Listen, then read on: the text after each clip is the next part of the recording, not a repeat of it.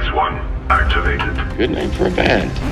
There is one song we want you all to hear. All 3 trillion of you watching, I give to you. Pull to open. Pull to open. Yes, and what do you do? It will kill every single person watching. How does that help? It's not about the winning. No. But it is the joy of each other. Okay, drones, keep it quiet, thank you. What am I supposed to do now? It's time, gorgeous. Phase 2. And QBT. Hello, and welcome to Pull to Open, a very serious and sober Doctor Who podcast that does not at all get really emotional in moments of fans. Susan! Susan! Susan! My name is Chris Taylor. And I'm Pete Pachal, and welcome to the 875th, billion, jillion episode of Pull to Open. It certainly feels that way. Yeah, we get cryogenically unfrozen every time. It feels like last week, and we just woke up again. To do that if we're ever going to get through this show. But yes, there are many, many, many episodes of Doctor Who. They span many, many years. They've had many actors in the roles, all of the lead and the companions ever since the year 1963. There's been so many. And yet, we have, if you didn't get the spoiler already, I guess maybe we should have warned some people. I mean, why are you listening to this podcast if you don't know? Exactly. Come on.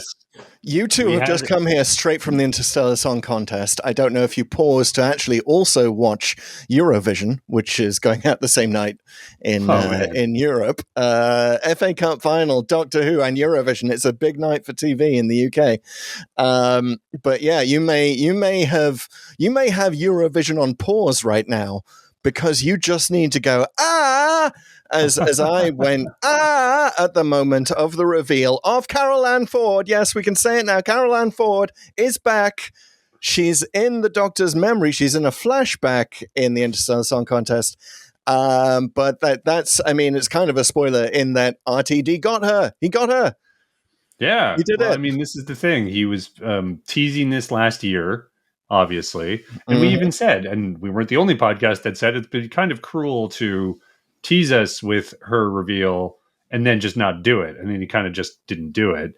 And I gotta say, super smart move to do it not in the season finale, to hit us right when we weren't expecting it.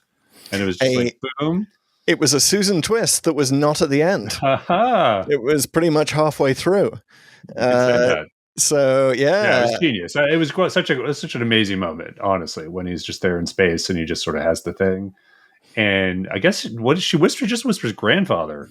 Yes, right. Yes, and she also says, "Come find me." Yes, that was the other thing. So wow, okay, wow. I don't think this is it. I think there's going to be some more. There might be some more Doctor Who ahead. We should mention before we get too far. We just watched what you might call a dress rehearsal of the Interstellar Song Contest, where the last thing we saw was the explosion of May the 24th, 2025, as it explodes into the TARDIS. That is what we will be discussing in the podcast. If there's anything that comes after that, we may have to talk about it separately in a separate podcast. Look out for that. You may know more about us than that, but yes, we should talk about that as well. We can't spend the whole podcast on Susan, but just let's start 30,000 feet. How did you feel about this episode? Was it just the fan service, or was it more for you? Was this a solid episode of Doctor Who? I would say it was a solid ride. Like, this was a roller coaster. Like, big highs, big lows, like really like my God moments in terms of the scale and the scale of the evil that's on display here. And there was just so much to work with, I felt like. Really? So this was definitely like an episode where you're anything but bored.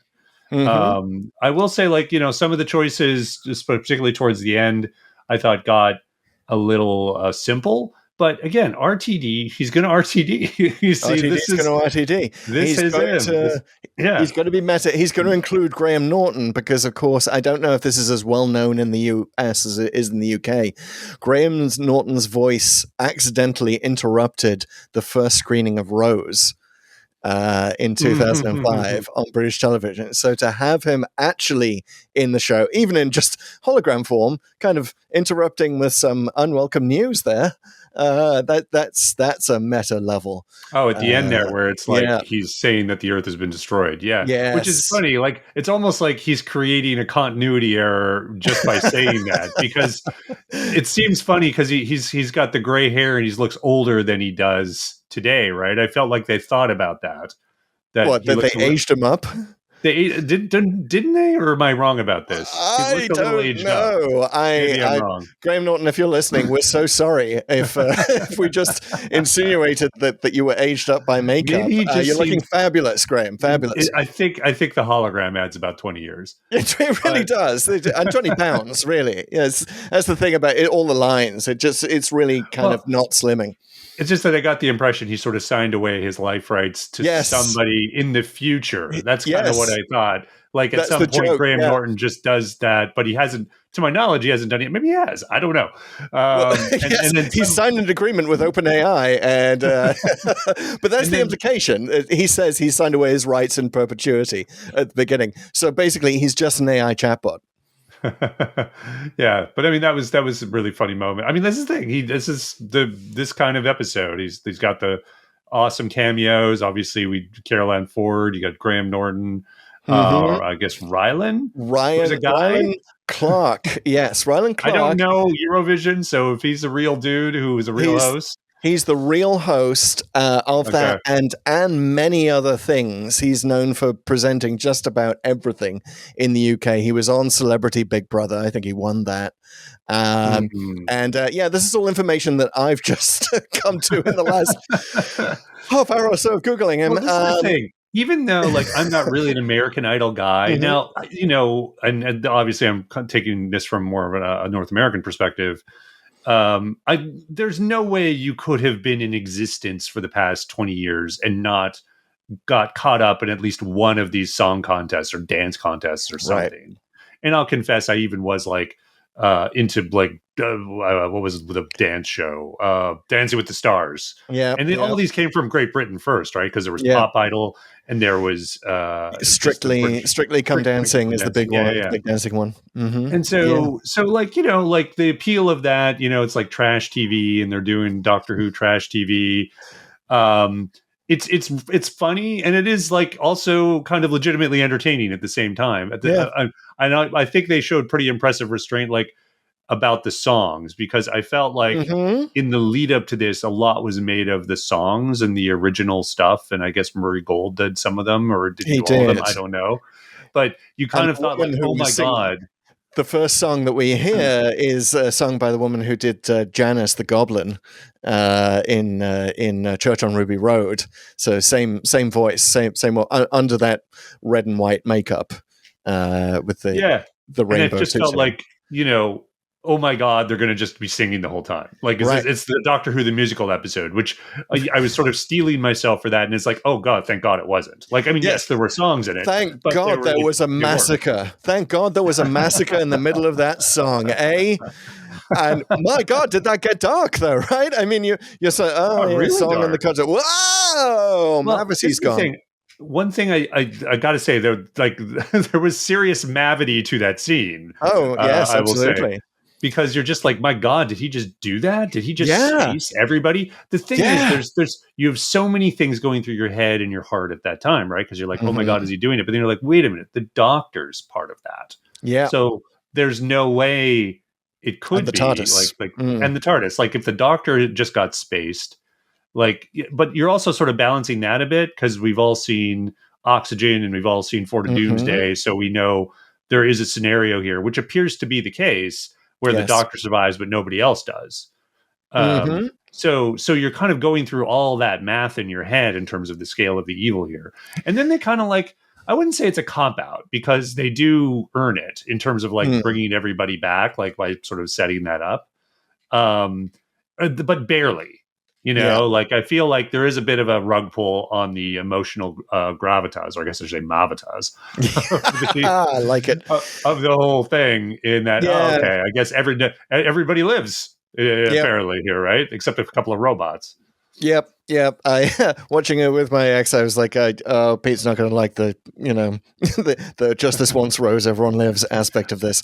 But the scale of it is such that I'm certainly not cheering for 100,000 people dying either. Right, if they can't end on that note. I've got to say, the scale, you're absolutely right. You have this moment of, did they do it? And you see that's this wonderful silent moment, maybe the best bit of the episode, the silent moment where what you think are corpses are just floating up to the roof. And it's just like, it's a very smart choice to pause in that moment. I think no sound for what is a very loud episode in a lot of ways. I honestly think drink that in. The BBC or Disney Plus might get some calls. I don't know. There's been so much genre thing, but I mean, you think about the kids watching this, right? Wow. Well, having been through the trauma flux as we have been, I've got to say, the first thought of my mind when I saw those people floating up to the top of the Mavity Dome. I was like, first of all, but secondly, see, Chris Chibnall, this is how you do a genocide of 7 billion dead dogs. This is how you do it. Yeah, show us at least a bit of a special effect with a lot of bodies and floating, and you get the scale of it, and that's true. Yeah, you got to make us feel. Yeah, we feel the scale of the Interstellar Song Contest on this. That's where the Disney money has gone. Like, you definitely, it's not. You could see this being done in like classic Who, which technically they could have done because the Eurovision Song Contest has been a thing since the early 70s, late 60s. But they wouldn't have been able to convey the scale. They wouldn't have been able to make you believe that 3 trillion people were watching. With this one, I believed it. I could believe that 3 trillion people would be watching a thing of that scale. Yeah, and I think by the 30th century, that it kind of sounds about right in terms of the math. Of what that would look like. And I like that they kind of had some aliens trickled all over, and certainly the Hellions, which we'll get to in a minute. I did like that they subvert the trope a little bit of they're just there in some seats and we're just made to assume somebody didn't show up. And you're like, because that's what I was thinking. Well, why? Whose seats are those? And I love that they think that. They're like, oh, whose are these? Like, I don't know, they're lost. And then we see those people who didn't get the seats. And now, they turn out to be super important. And I love, by the way, I think all theatre ushers should take this on board. Like, if there's someone complaining with like, hey, someone's in my seat, the ticket, just say phase 1 initiated and walk away. I think that's just the perfect response to a customer service problem. I like it. I will say those guys, as delightful as they were, and I think the actors are up to the task, they just weren't believable to me. I think Russell T Davies is kind of getting a little, maybe not. I mean, they're not the same kind of characters that he does with these sort of domestic things, even though there's a little bit of domestic stuff with them. But they do seem to be taking a lot of it in stride as to what's happening. Yes, they have a couple moments where they sort of have mouths agape and they're surprised or whatever, but it feels scripted. I didn't get a natural sense from those two guys. Doesn't ruin it. I thought they were fun. I like that they were there, but then there's a few too many conveniences of they're able to do this and they're able to do that, and you're kind of getting reminded, oh yes, this is a TV show. Well, also, this is a TARDIS that knows exactly where to land the Doctor and in whose box. Yeah, I mean, you could contrive it in any way. I'm just saying, it was just a little too convenient for me. It took me out of the show a bit. That's fair enough. But I do want to give a shout out to the TARDIS for once not landing us in a bloody broom closet, which is her traditional thing. She likes to stay in the closet, does the TARDIS, but not now. Now she has transported herself to a super expensive Skybox. Right, which is pretty amazing. Wonderful. I wanna see old Idris do that a few more times. Like, let's get the good seats now if we can go anywhere in time and space. They should, they should get like that could be an ongoing joke where it's like, ever since I went to the Interstellar Song Contest, I've got a taste for the box seats. That's right. Somehow the TARDIS Matrix has taken over Ticketmaster, and it's got some way to get out of the convenience fee, which I believe by the 30th century is about 5,000 Altarian dollars. Yeah. Yeah. So let's talk about the villains on this one for a minute. So how did you like Kid? And sorry, what was his? Oh God, what was her name? Yeah, what was the name? Win was it? Win, yeah, sounds right. Yeah, I went straight to Saga. I don't know if you're familiar with the comic strip Saga by Brian K. Vaughan. Very, very big in the comic world. Anyway, it is an interstellar space opera. But it's between an eternal war between a moon and its a home planet, and one side has wings and one side has horns, and the horns are very much like the horns here. It is impossible if you're a Saga fan to not see the similarity here. So I'm sure that was a shout out.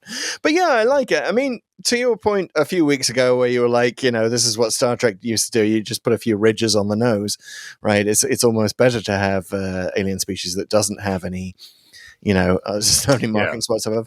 But yeah, if you're going to do the horns thing, I mean, sure, Arthur C. Clarke did it in Childhood's End in the 50s, but yeah, let's return to the idea that if an alien race has horns, we're sort of predisposed to think of them as devilish. I still think that works, and it's an interesting way to get into the corporation and the poppy problem. Yeah, exactly. Again, it's very by the numbers imagery and kind of predictable, but I thought the performance was great. I'm not sure the actor is, but I thought he was pretty awesome in terms of this kind of evil playfulness. The line about his favorite genre being pop. That was a nicely timed line there. It was very James Bond, like it was just like, oh wow, and the whole thing, just the scale of that. And I like the callback to the Delta Wave. Did you get that? So my reference meter was tingling, but I couldn't tell what is the reference. The Parting of the Ways. That was the way the Doctor was going to destroy the Daleks in that one with the Delta Wave.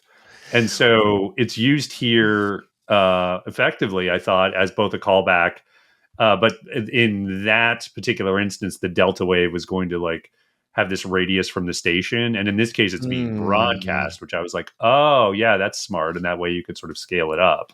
That's interesting. That's an interesting reference, because the words that were coming up for me even before I started watching this were Bad Wolf. Like the idea, this is going to be an episode that ties in. You kind of tell where it is in the season. Like two from the end. Some bad stuff is going to go down here. Like it's going to be not what we expect, but it's also tying into simple pop culture references, exactly like Bad Wolf did by starting off with the game shows, right?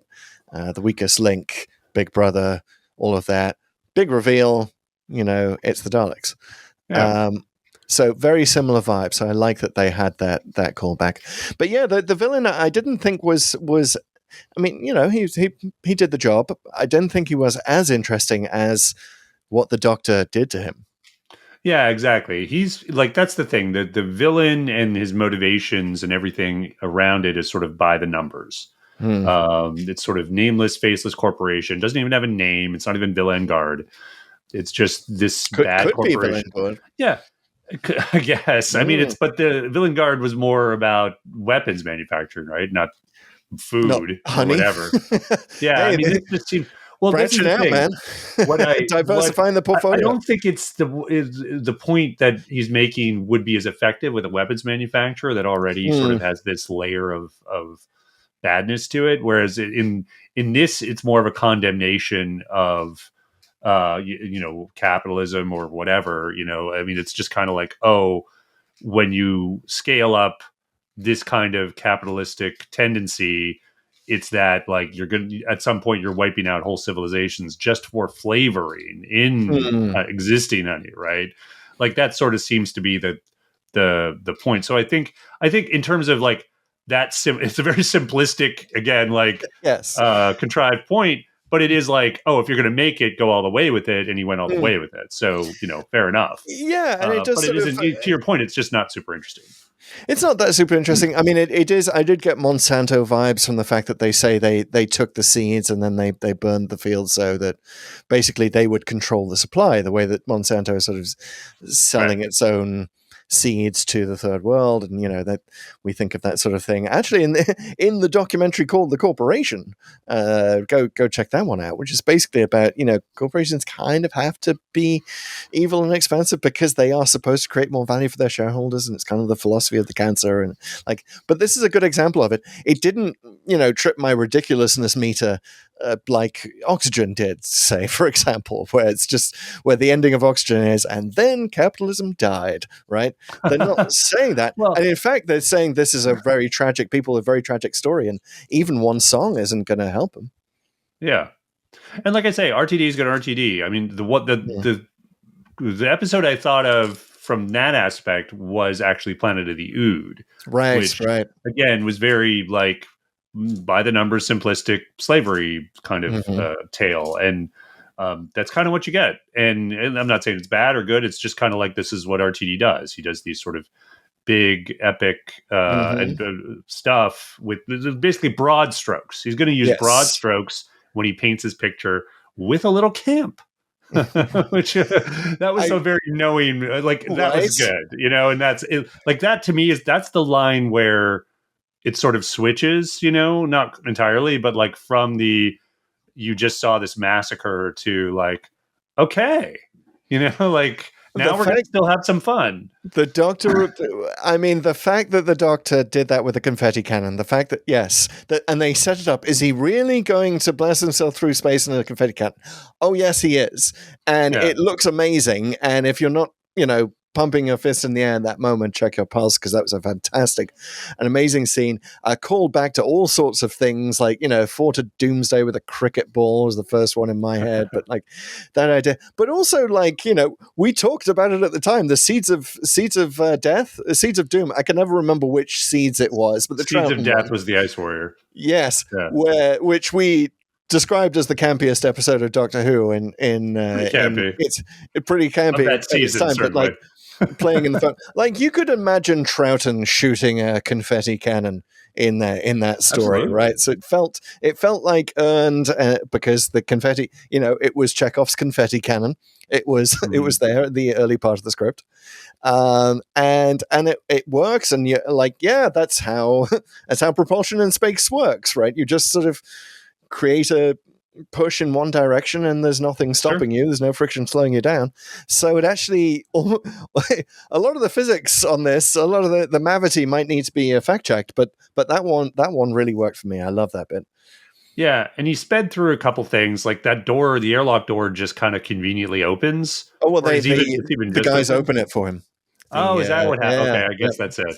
So that works too as well, because you could get away in Doctor Who with that airlock door just randomly opening, or the Doctor sonicking it at just the right time. Speaking of sonicking at just the right time, that may be the coolest robot head explosion ever, where the Doctor's just like, he's figuring out the hologram, holds up the sonic, the robot's heads blow off, the drone's heads blow off. That was just... He was okay. Again, I feel I always like he's becoming Time Lord victorious, so he's clearly getting violent. Yes. I sort of draw the line at the sonic being a weapon. Whenever it's shown to be like actually doing things like that, I think that's over the line. Not in the clearly, like the Doctor's character is going like morally over the line here, but I just think plot convenience wise, it's over the line. You know what I mean? Like the sonic shouldn't be a weapon. It should be a tool, and it should be able to do cool things, but literally like blowing things up or acting as a gun of some kinds, which it sometimes very rarely does. I think that should be a rule in the same way that the TARDIS can't operate by remote control kind of rule. You make a good point, and yes, he should have assembled a cabinet at them, or just done something else. Or maybe the thing is, it's like there you could find a gun, and use that, which would again I think even emphasize how out of character it is, even though he's used guns in the past. That's right. Go check out that fantastic YouTube video. The Doctor's going to bust a cap in your ass if you want to see all those moments strung together. But yes, we should get into that Time Lord victorious moment, which is even like my ex was watching that bit through her fingers. She was actually crying seeing Ncuti do that, and it's intense, man. Like we'd never seen the Doctor, or even like a hard light hologram version of the Doctor, beat someone up. Yeah. Over and over and over. Yeah. Well, sadistically. I mean, certainly we've seen him fight, whether it's the Sontaran experiment or really any Pertwee episode. But it's always sort of self-defense, arguably. Venusian Aikido, this was not. No, he comes in and he tortures the guy. Yeah. He's won already. He's destroyed the Delta Wave, and he's there, and he should really start to concern himself with bringing the people back. But he takes a couple minutes to torture the bad guy. Yeah. That's ice in his heart, man. Why did Belinda not say hurt people, Doctor, at that moment? But no, I like it. I mean, let me know what you think, but I'll just say how that struck me first. Like, we've had this whole issue all along of that Ncuti is supposedly the post-trauma Doctor, right? He's crying all the time. By the way, did not cry in this episode, and maybe what we're learning here, maybe our headcanon is the Ncuti Doctor has to cry, otherwise he's going to beat up the villain in the episode. But he specifically says he's triggered because, and this is new information that Chris Chibnall did not give us, all the Time Lords died in a single second, in a single instant, somehow when the master. I mean, RTD's just making stuff up, man. Yes. That's what he's doing. And he's been doing this for a while. I didn't see his license to. He's the showrunner, but whether Chris Chibnall should have made this stuff up, and RTD is having to come in and play cleanup. Well, again, but it makes me wonder the same thing about not the exact same thing, but similar to Joe Martin's cameo in the last episode. How does he know that? Because he only found out about the Time Lords being killed again when he or she at the time goes to Gallifrey and just sees it in ruin. How did she know it took a second? I don't think there's ever a line from the mat. It doesn't matter. This is nitpicky shit, but it is getting back to the moment of him torturing that guy. I don't know. It's something again about that scene didn't sit right with me. I know it's obviously emotionally not supposed to sit right with you, but you sort of think about what we just talked about, the Master killing all the Time Lords. And I don't think he's ever taken the time out to go torture the Master. Now, we've seen the Doctor be in this state before in some various episodes. The one that comes immediately to mind is Good Man Goes to War. Yeah. But physically torture someone just seems to go a little further than he's ever gone. And I don't think the stakes in this one, as big as they weren't believably personal enough for him to do that. Even though he said he was triggered, right? He sort of had to explain it later, which is why, which sort of indicates to me that in the moment it didn't feel right. That was sort of the correct thing.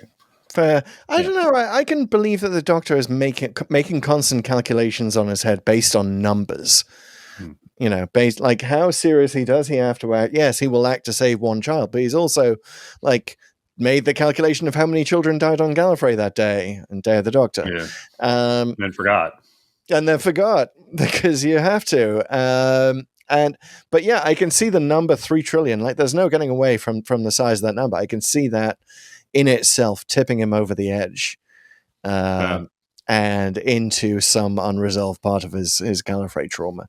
So I don't know, that kind of worked for me. Yeah. I like that Ncuti's going a bit Time Lord victorious. I like that we're getting that side of the Doctor. The place that my head went to was Runaway Bride. The Empress of the Ragnos and Tennant, wanting to kill her, suddenly getting very, very,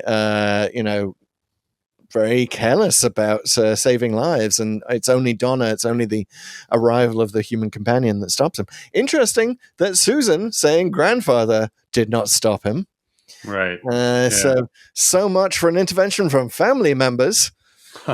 No, you need an intervention from the person you met a few days ago. Yeah, it's a few days at this point, isn't it? Yep. All these are just kind of leading into each other, and then well, that's the recurring theme, like the companion brings them back. I did like Belinda better in this episode than the last one. She's obviously really into the contest. That's right. I like that. Oh, she is so human now because she has a date on Hinge. Why didn't we know that right at the start? Why didn't we know about her Top Chef on Hinge? Right. I like that she kind of freaks out a little bit and it has to be talked down. That's actually pretty in keeping with her character because she wants to go home and she just, that's how you would feel. Suddenly you're completely cut off from not just home, but even any hope of it. She just has a little bit of a panic attack. It passes pretty quickly and Cora gets to be there. And what did you think of her? What did you think of the big guest star? She was pretty cool. The reveal of the horns is interesting because you kind of think with that wig that she's going to have actual horns under there. So it's that wouldn't have been surprising, but then to see them cut off takes it to a different level. So I like that aspect of it. I thought the song was cool. I don't know. I gotta wonder. I'm not a Eurovision fan much myself, but do they not have subtitles at Eurovision or why? Also, okay, why isn't the TARDIS translating that song? I want to know what that song's about. I don't know if it would have more emotional impact at that point, but it was a weird choice, wasn't it? It was just kind of like a melody or a tune, and she sings it with a lot of emotion, clearly. But it's there's not a lot to latch onto other than that. And I guess maybe the point is that's enough. But what do you do? But she gave it her all. I thought she had a memorable performance. Sorry, I don't know the actress's name. I did think it was a bit of a less interesting choice to have it that she had her horns forced. We already know the corporation's horrific and whatever system that's allowing this, and there's sadly rampant racism still out in the 30th century, I guess, because everyone thinks the Hellions are bad and they shouldn't even be hired because reasons. because horns bad. I mean, it is. There's a bit of a Shirley Jackson the lottery aspect to this, right? Because everyone else seems to be getting along just fine, and people of all races, colors, and creeds are doing kumbaya basically of the song contest. But we've got to have the one people who we just in Shirley Jackson the lottery style, that just one person doesn't matter who they are, but one race has got to be the one we all hate, So I kind of like that aspect of it, that even in the the supposedly enlightened far future here, there's still that sense of you've got to have a scapegoat, and maybe the scapegoats maybe that was too obvious. I mean, it was just sitting there. They teed us up for a scapegoat sitch. So, sorry, folks. That wasn't a dad joke. Pun not intended. But yeah. So, it works. Not intended. All right. Well, we've locked horns with the Interstellar Song Contest. Pete, anything else that we need to say about it? Do we just need to go, Susan? I think we didn't talk about Mrs. Flood, and she just had some more plotty lines this episode, because she basically just talked about how the Vindicator was full now. So somehow that's tied to her, which probably means something about the final scene where he plugs it into the console, and things seem to go wrong from that point. That's right. What? By the way, it's nice to see the Cloister Bell. I'm worried that the Cloister Bell's a bit sort of the boy who cried wolf at this stage. But this is, if you ever need a Cloister Bell moment, this is it. Right, this is not, this is actual end of the world, Armageddon apparently blowing in the doors of the TARDIS. We don't see what happens to Mrs. Flood, right? She gets spaced presumably with everybody, but then she's presumably was revived because everyone got revived. So All good, Mrs. Yeah, Flood? I guess. Or did she find some other transportation out there? I mean, she didn't really need to stick around after that point. Although she'd offered her companion a grape. And I think we should be absolutely parody of Doctor Who fandom right now and just spent the next 15 minutes talking about the symbolism of grapes in Doctor Who. Could this be a reference to the Romans? I was just thinking that. Hey. Boom. Yeah, boom. We both went to the same place. We didn't go to Boom, though. No, no grapes in Boom. This much we know. That we know of. There were some rations back in those. Anyway, it doesn't matter. That's right. I don't think we're going to see Monday, are we? Or are we? Maybe we still are. There's 2 more episodes. We could see Monday again. Possible, yeah. I mean, we've already seen her in like DNA connection appearing in the TARDIS form, and maybe that's it. Maybe that's all you get. Maybe she hooks up with that Hinge guy. Eh? Yeah, exactly. How to start having babies, assuming Graham Norton's thing doesn't happen. No, not much else. I'm really excited to see what actually happened at the last second of the episode. And That's right. We'll for that. If it turns out that the dress rehearsal is as drastically different from the final version as it is on the actual show, we will definitely update you with a separate video, folks. By the way, how many TARDIS destructions is this now? Oh, I feel like probably like up to 12 or 13. Like there was like the door, well, at least the doors got blown off. Yeah. That's what we know. Yes. Yeah. Yes. To quote the Italian Job, Michael Kenny, the Italian Job, you're only supposed to make the bloody doors blow off. We will find out next week if they only made the bloody doors blow off. But that old TARDIS. It's funny. We've our next random adventure is the Curse of Peladon, which also has some TARDIS apparent destruction action. Yeah. But then we're told it's cold water on that right away. Yeah. Supposedly. Yeah. Most of the time. Just most of the time. Yeah. Sort of, maybe. Well, this podcast is also indestructible, folks. So that's right. Be sure to support our force fields on one of the socials. You could talk to us at Pull to Open or Pull to Open 63 on most networks. You can leave a comment here on Spotify. That is if you're listening on Spotify. If you're watching on YouTube, you can actually watch on Spotify too, by the way. You can also leave a comment. We love the comments on YouTube. Keep them coming, guys. You're a great audience. I just want to say, look, we do not, we're a nice podcast. We do not tolerate hate speech against Hellions, okay? So just knock that off in the comments. None of that, all right? Let's be civil out there. That's right, folks. Let's keep it real. All right, we're going to be wishing a lot of things. So we wish you a great week. We wish you would come back next week for a hot take on Wish World. That's right. Next to last episode of this season. In the meantime, it's back into cryogenic storage for us. So we'll see you in a few minutes from our perspective. Have a great time, folks. Pull to Open, out!